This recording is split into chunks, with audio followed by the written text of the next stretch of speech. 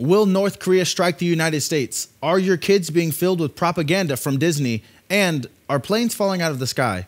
All of this and more on Revelation in the News.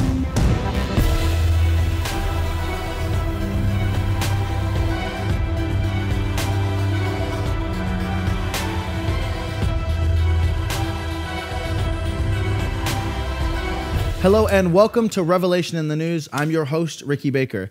Today we have a very intense topic that is touching the ears of everyone here in America. And right before the show, John, you actually had an interview with a man named Darren Parker. I did. And Darren Parker has 20 years of training law enforcement, SWAT officers, and security personnel. He's received numerous awards and commendations, including the J. Edgar Hoover Memorial Gold Medal. And whenever we need a true security expert, this is the man we call. So let's take a look at what he said today.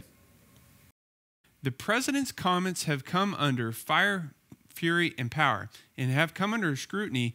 Should he have taken a softer approach, Darren? The whole reason why we're in this situation is because of the softer approach. I think we've been doing that from the very get-go, and this is why we're in a situation now where something has to be done, and it can't get any softer than that. I mean, we're in trouble. Well, let me read you one of these comments. Scott Snyder said, Trump is running the risk of entrapping himself in his own rhetoric. This has not happened overnight. This has been going on for decades. There hasn't been any rhetoric until now. And the reason why we have to have rhetoric now, and I'm not saying rhetoric because I believe Trump will do it. I believe what he says he will do. So the problem has been, though, in the past, it has been just rhetoric. They talk sanctions. They talk harsh. They use harsh words. Doesn't do anything. Right. But now we're in a situation where we have no choice but to follow through. We have to do something. Something has to happen. Now, the thing I loved about that is him answering the question of should he had a softer response to North Korea.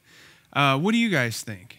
Now, I absolutely agree with this. I don't think that he should have backed down at all because with a North Korean leader, Kim Jong-un, who, honestly, I think is a little bit crazy. He needs to see that we're not a weak country and that we're not going to back down from the statements we have made. We're not going to redact the things we say. Well, and I understand in 20 years of diplomatic solutions with North Korea, we are at the point we're at. So you have to ask yourself, has that worked? Has paying them money to calm down worked? No, it actually probably afforded them the opportunity to purchase the uranium necessary to create a nuclear missile. You know, I think we're all saying, is Trump doing this? Trump's saying this? Truthfully, at this point, with what all North Korea has said, I think any president would, at this point, be like, okay, it's over. It's time to go. So I really don't know why we're targeting Trump, because I think almost anyone would do this. I think we also have to realize that he's surrounded by military generals that are advising him. So anything that he says is going to be backed up by the advice that he's getting from people that are well-versed in war. And I honestly don't believe that President Trump would go out there and say to pretty much the entire world, if you mess with us, we're going to have to take action, if he didn't know that we were capable of taking that action. Yeah. He's not going to say we have the best nuclear arsenal, we have the best military, if he's not willing to back those statements up or if they're not proven by our military generals. And in the end, I think he's also trying to make us feel safe. Say, hey, you know what? We got your back. And one thing I honestly don't understand right now is the fact that people are becoming angry that President Trump is making these statements to North Korea. It's like they want us to look like a weak nation. At this point, we can't afford to be weak because North Korea will drop those nukes if afforded the opportunity. And another crazy thing is that North Korea is actually threatening Guam. Of all places that they feel like, it honestly feels like they're trying to pick on the little guy. Yeah. Guam is the only specific target that North Korea designated to strike.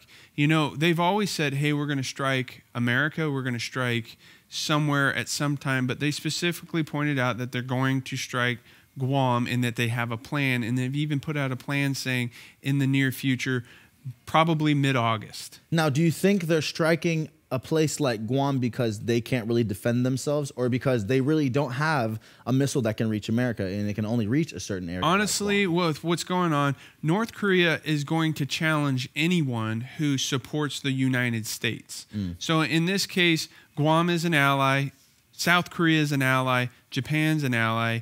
You know, there's so many places closer to North Korea that could also become a target if they take a stand.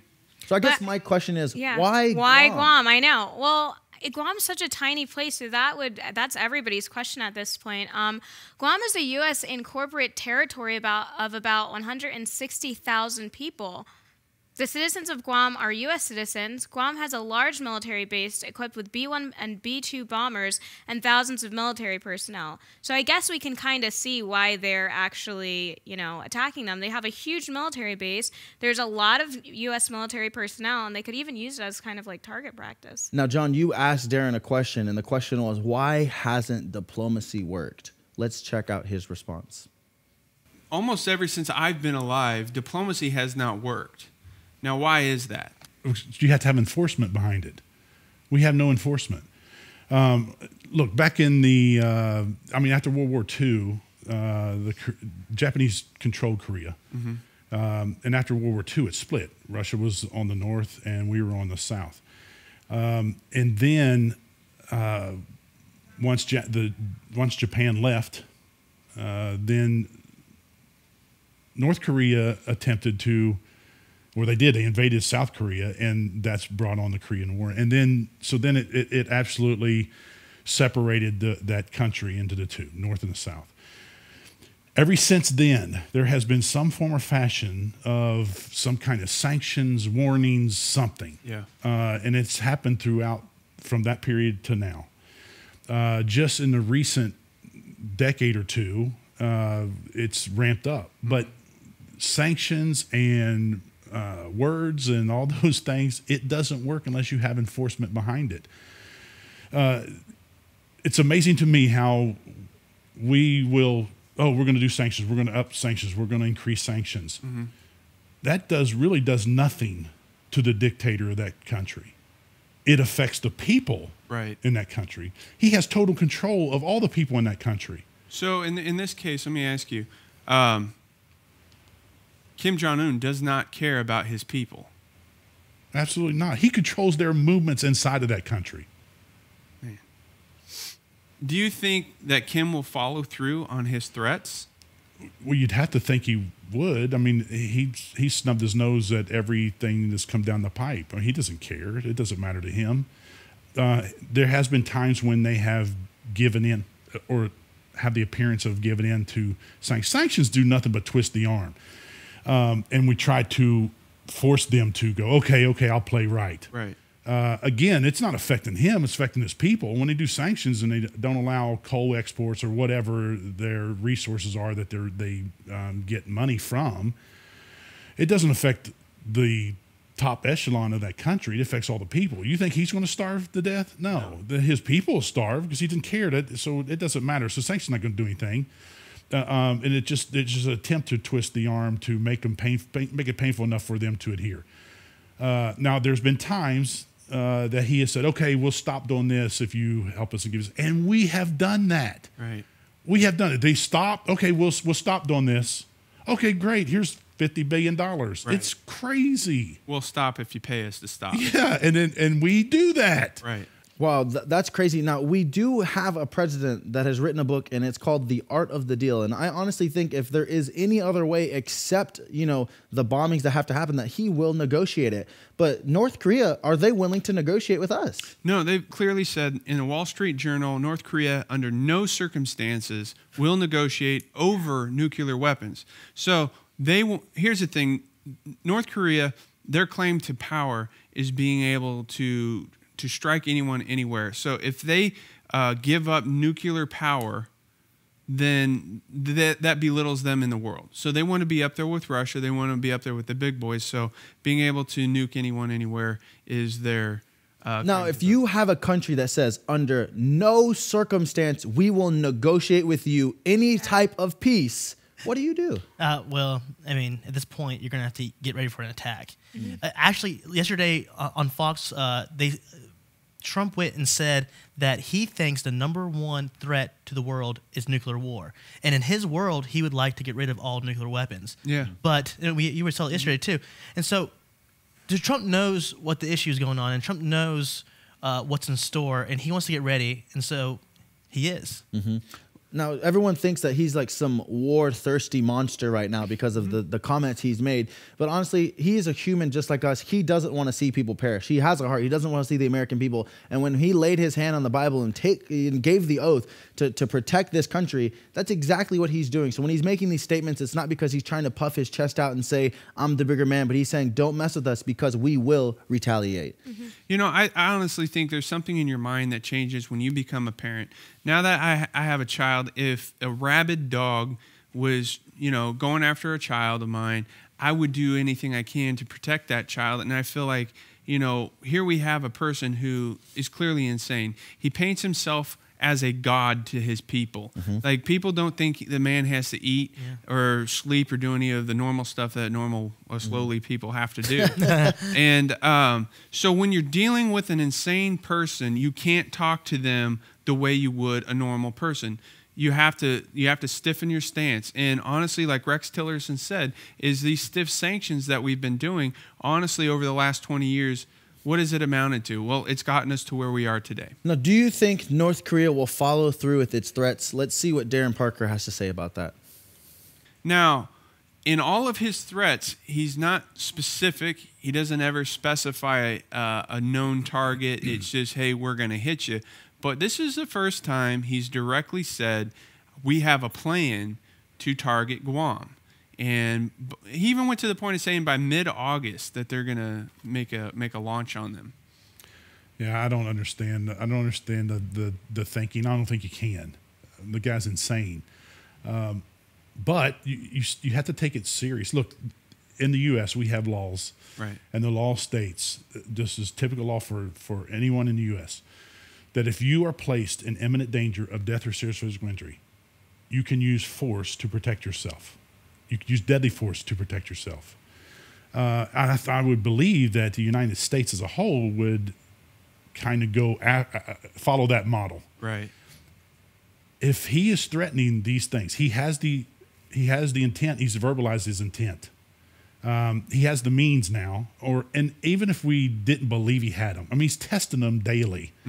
We have to believe that he has the means. Now we just wait for an opportunity. That's nothing. It happens. There's his opportunity. If he has intercontinental ballistic missiles, he has the opportunity.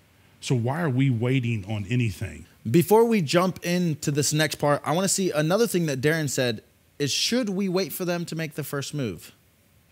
I guess, I mean, for me to be able to answer that, I don't know. Do I have an opinion on that? Of course I have an opinion on that. Why would we want to wait? Because then we're ensuring that we have casualties. Well, throughout the years, I mean, I've heard don't strike unless you've been struck first. So in this situation, what options do we have? What is the good option here, or what's the best option? There's no best option. I mean, they're all bad. Yeah. It's just what is going to cause the least amount of casualties. That's it. And waiting around hasn't worked. That's why we're here, because we waited so long. Right. Well, let's just wait. Let's just see. No, we're going to wait and see until it actually happens.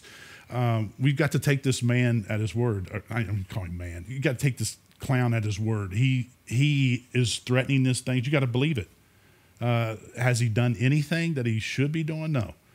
And so let's just wait until he does it. And then what? Right. We're going to have more support of the world or something? No, that's not going to happen. Something I found really interesting is William Fortune actually sent us an article. He said, a few signs, if there are any, that is about to go down will be civilian evacuation of Seoul, defense preparation in Tokyo, evacuation of all but essential military personnel in Guam and other bases in the region, and foreign diplomats, especially the Chinese, bailing out of Seoul and Tokyo. So I think that is something that we all need to be very aware of, is what is about to happen next. Because over the last few months and year, we've seen the United States move military over into Guam. We've seen them move into the Philippines. We've seen them move into Japan, and even in South Korea, beefing up the border. So when you look at the big picture, Trump made a big statement there, but his actions moving military closer is saying something even stronger. So it's not just big words. Something is about to go down. Yeah. Now, North Korea is going to be something that we'll be talking about quite a bit in the next few shows because I don't think this is an issue that's just going to go away overnight.